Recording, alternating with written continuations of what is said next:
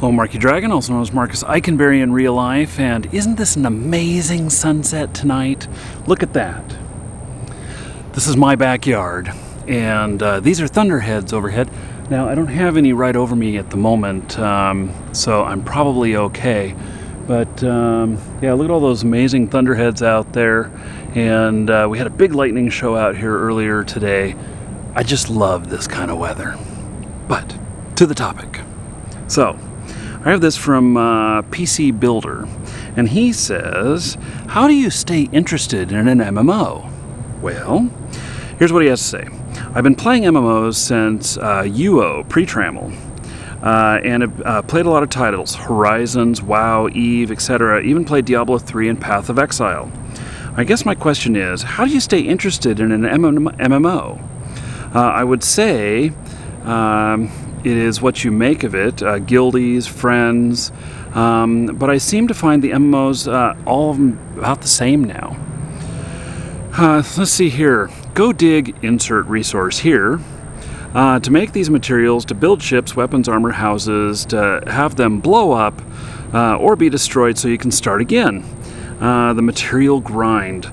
The level grind is worse, although it's usually nice to find out abilities that unlock the next of which of the quests.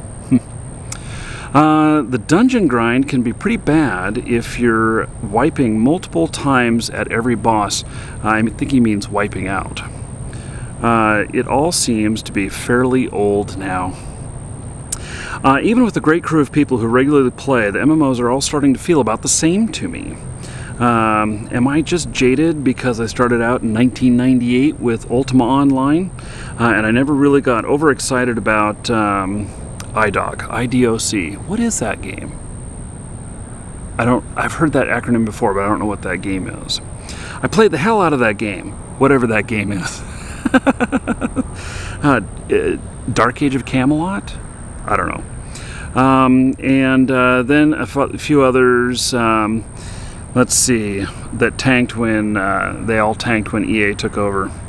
So how do you keep from being totally bored in MMOs after this much time? I realize there's a social aspect to an MMO other than what keeps you playing? Well, I have to say that MMOs have a general life cycle of really about 18 months. And this is normal. This is, in fact, a normal cycle that us as humans actually start to get bored with things. And so, the fact that we get bored with our MMOs and everything, they have to keep reinventing themselves in order to hold our interest. And there's been a few games that have done really well over a long period of time. Ultima Online is not one of them.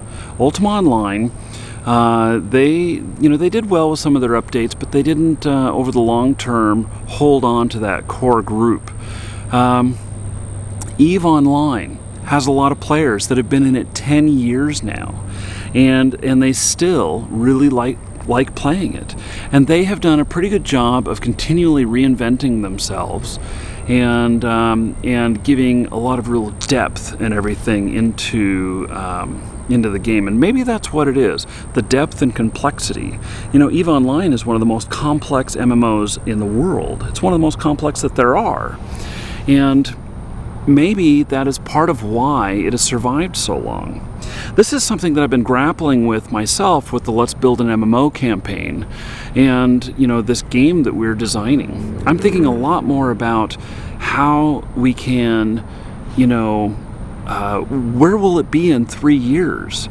In 3 years, most of the people who started it won't be playing if we look at statistics, because they'll start fading out after about 18 months. After about 2.5 years, it'll be pretty amazing that they're still there. And in 3 years, wow, they're dedicated. Because other new things come along and everything. And so I've given some thought to this. And one of the things that I think is longevity in EVE Online is they've had a continuous goal of turning more and more control over to the players. And so the players make of it what they want to play. And that's part of what was born into this idea of us building an MMO where you and I work together on it. So you know, that's been kind of the basis that I've taken a lot of this stuff from, is that I have no clue what the game's going to look like in 3 years, and I hope to be surprised. And I hope to keep going on this journey of figuring out, you know, what are the cool new things that we can do with the game that are going to be a lot of fun. You know, so different games, I'm trying to think of this in a different way. There's a lot of different games that we play that maybe, you know, you play for 6 months and then you go on to the next thing. How much longevity does Candy Crush have? How much longevity does Infestation have? How much longevity does Call of Duty have? You know, each time they come out with a new version of like the Call of Duty and Battlefield and these other games, which are not necessarily MMOs, they're, you know, fast action shooter games. Halo would be another good example, is they up the ante greatly each time. So how do you do that in an MMO? How do you continually up the ante? You know, EA has struggled with this for many years with Ultima Online. I don't know if you guys know this, but twice they made completely new games, new Ultima Online games, and they scrapped them at the stage where they were already playable. What the hell, you know? And so with them, you know, scrapping them, they scrapped them because they didn't want to take away from the player base that they had currently. And I can understand that, but at the same time, they needed this jump in technology, this jump in innovation, this jump in creativity, this little bit of new way of thinking about things with the legend of lore that was currently there to take things to the next level. And they failed in that aspect. And their latest Ultima Forever is nothing. It's not a real Ultima. It is what it is. It's probably a very good game on iOS and everything, and it's a good little. It's not an MMO. It's well, maybe it is, but it's cutesy. It's much simpler and has much less depth than the past Ultimas. So, you know, another one that's had good longevity has been WoW. What has been the hold there? Is it just because they have great marketing campaigns and so they're always continuously getting new players? I actually think that that's the key there for their success. I don't know of many people that are still playing WoW these days, hardcore, that were playing it back in vanilla. And, you know, I think about it from time to time. I mean, WoW was a wonderful game. I really enjoyed it. And I have gone back and played it some, but, you know, really it loses my attention after a couple of weeks, even with the new patch. So it is a big quandary. And I think that in order for an MMO to keep someone's attention, it has to have innovation, it has to have creativity, and it has to have technological leaps that happen to it you know, really maybe are what drive it. Because not only do you need the interest to be retained from you and I who are playing it, but you also need to grab the new eyeballs, the new players of the people who will only play the latest technology. So, you know, another example would be EverQuest, and then they came out with EverQuest 2, which was very popular, and now they're coming out with their next version. I think it's called EverQuest Next.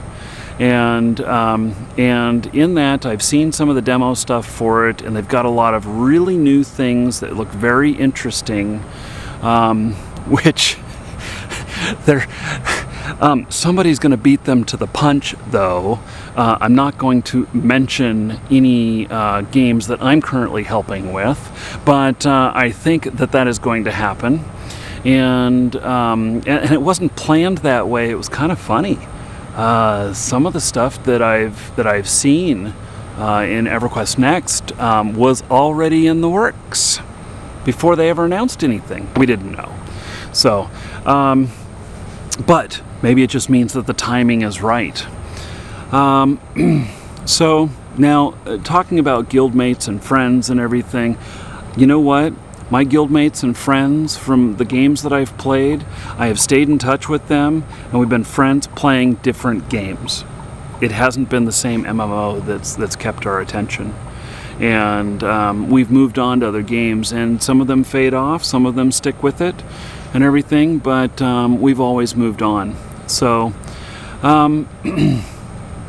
anyway, I think that it's up to the game developers, the game publishers, to take those leaps of faith and to really make the next jump and to commit a vast amount of resources on their end to make that happen.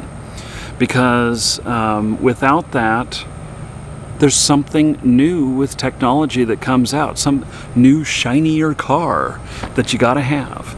And so it doesn't, I don't know of any game, even the ones that were insanely popular, like Farmville, you know, so it was insanely popular, you know, well over 100 million players.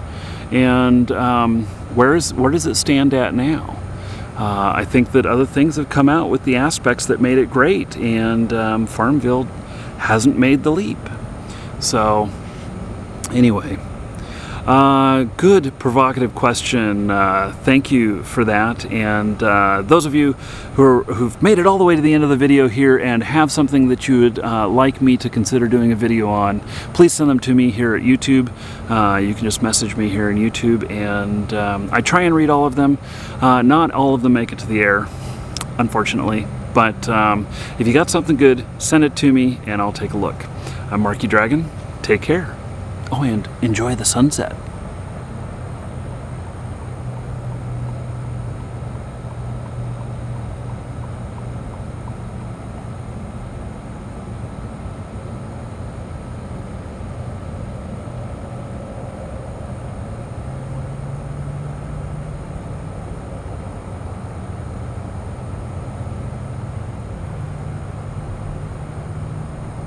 Marky Dragon, man.